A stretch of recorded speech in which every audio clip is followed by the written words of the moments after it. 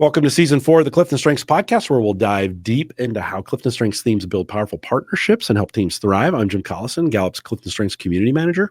And I'm Jillian White, Gallup's subject matter expert on culture and leadership and lead subject matter expert on CliftonStrengths. Today's theme is belief. We'll explore what this theme brings, what it needs, and how it fosters collaboration. Jillian, welcome.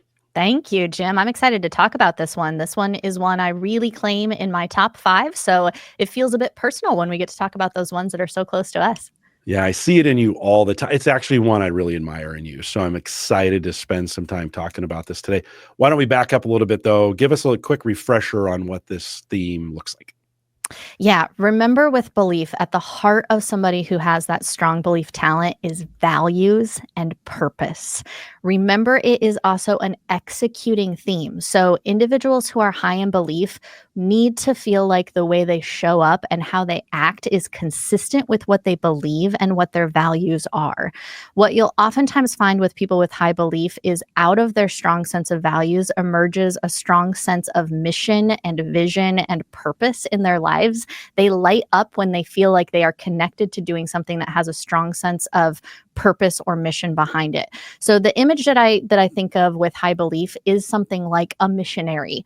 They've got a cause that they are passionate about, and they're willing to live their life consistent with that cause. Remember that executing strength. It acts in a way that is consistent with those fundamental values and beliefs. It doesn't necessarily have to have certain things that it believes, but those beliefs tend to be consistent and unchanging. Those values are something that drive how they show up in all of their lives.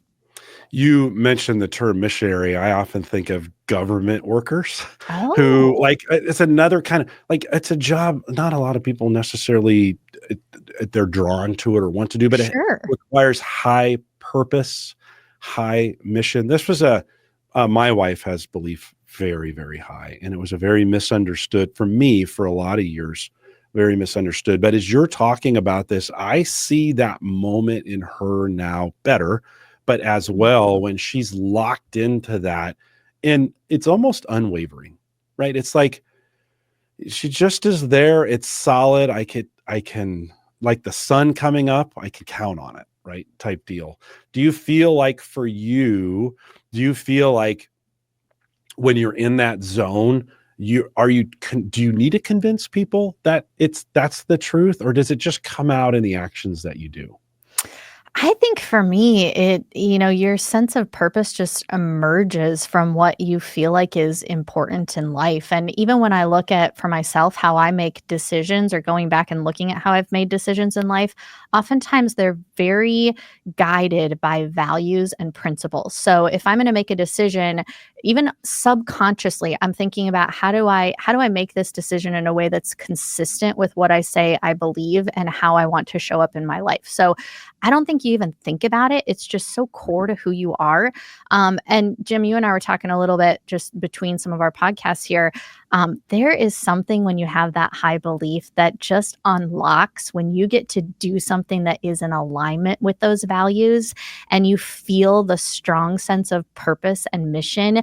Even something like doing this podcast, Jim, when I stop and think about actually doing this and helping people, and I go, wow, if somebody listens to this and they have a stronger relationship with their manager at work, or they unlock the outcomes of someone who's on their team who they're partnering with, or they have a better marriage because they listen to this, to me, that lights me up because I feel connected to a mission and a purpose behind what we're doing. And you're going to find that is in common with a lot of people who have strong belief.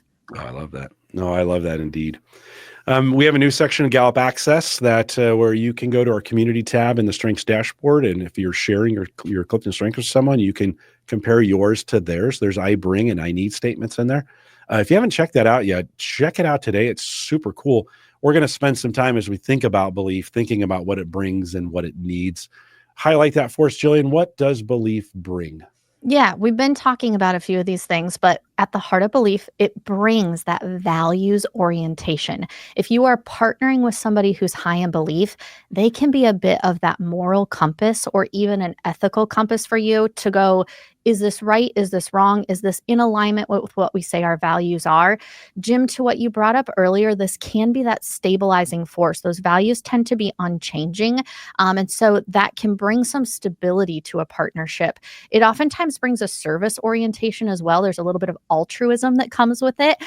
You're also going to find a strong sense of conviction in these partners. So if you line them up with something that is is right in line with their values, there's going to be some passion, maybe even some stubbornness that shows up with this strength. That might be a clue to when you're tapping into a value for this person.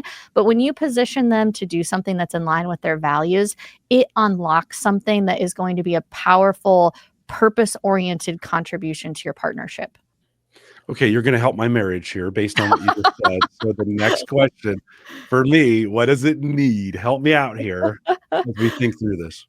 Yeah, two things to keep in mind if you're partnering with somebody who's strong in this belief element. Remember how important it is to have alignment between their work and their values. So if I'm working with somebody on a team who has this, understand what that person's core beliefs are.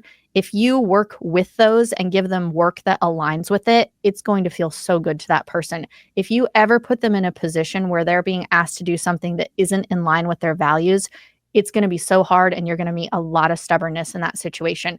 The second thing I would keep in mind when you're working with somebody who's high in this belief, remember what they need is a strong sense and understanding of the purpose behind something. So I even think about this, if I'm going to show up and I know I'm partnering with somebody who has high belief, start with what the purpose is behind the work you're asking them to partner with you on. When they feel on board with the purpose, they're going to fall in line much easier on getting in line with the work behind it.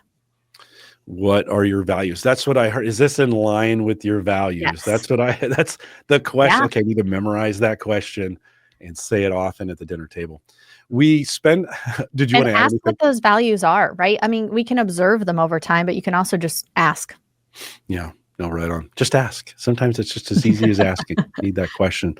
In the new CliftonStrengths Top 5 report, we've added a section on theme dynamics. We spend some time thinking about that, how one theme might interact with another theme in a person. We're going to do that one first in our database. What does this line up with? And talk a little bit about that in a dynamics standpoint.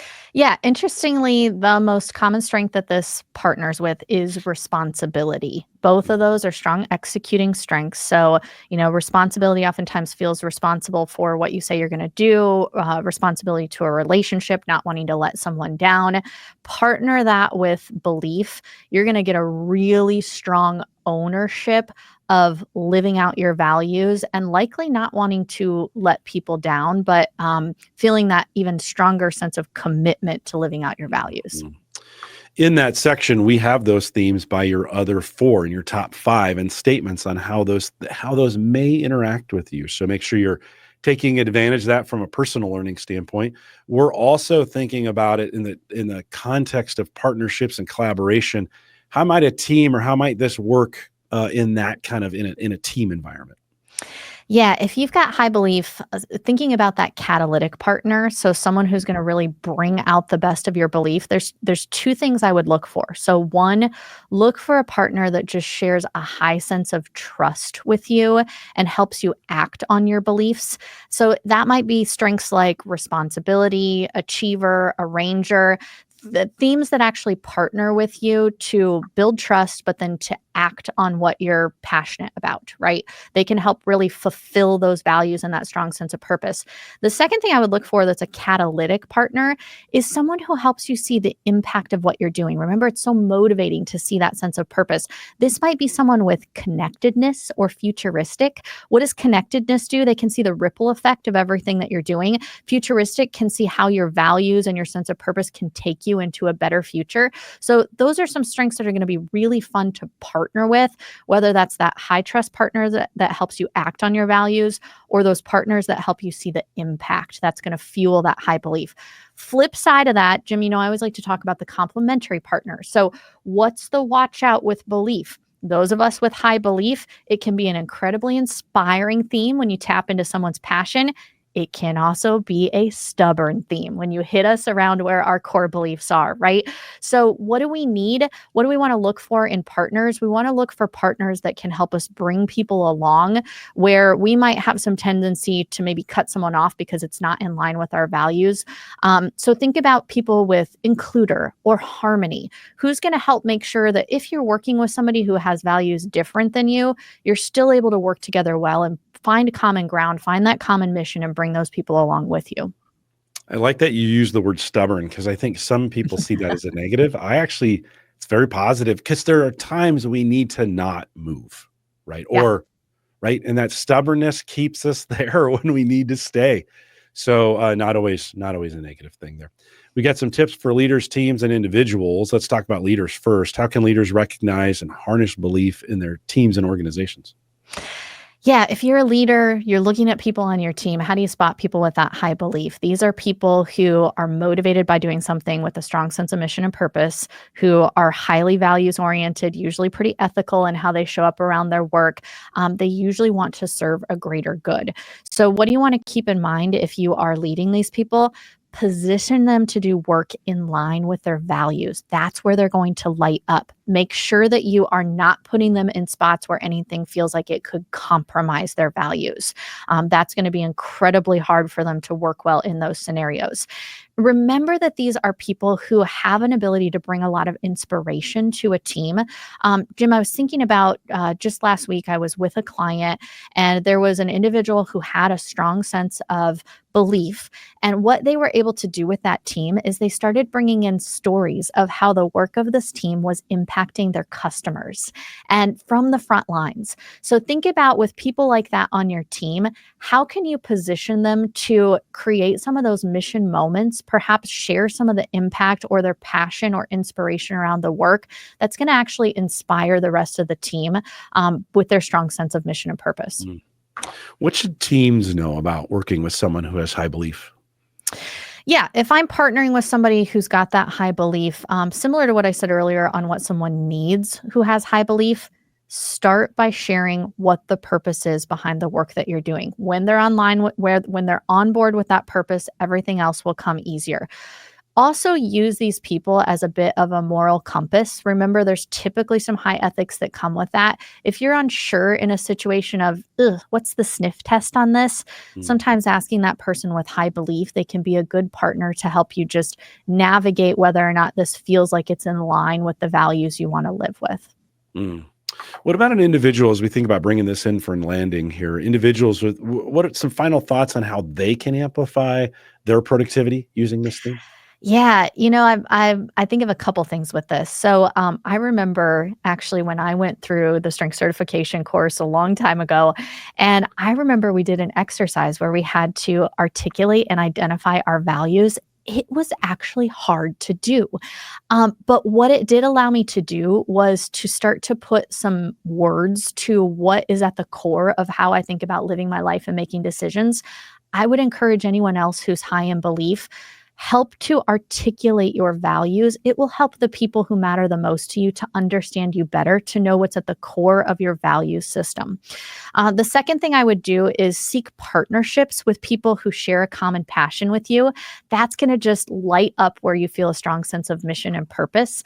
The third thing I would do is look for places where you can inspire others, where you feel a strong sense of passion around something. When you share that with others, it's going to bring some natural inspiration that helps get other people on board with where you see a strong sense of purpose and a way to live out your values. I'm glad you said that exercise on values was difficult for you to do because I always thought It it actually was was. like Yeah.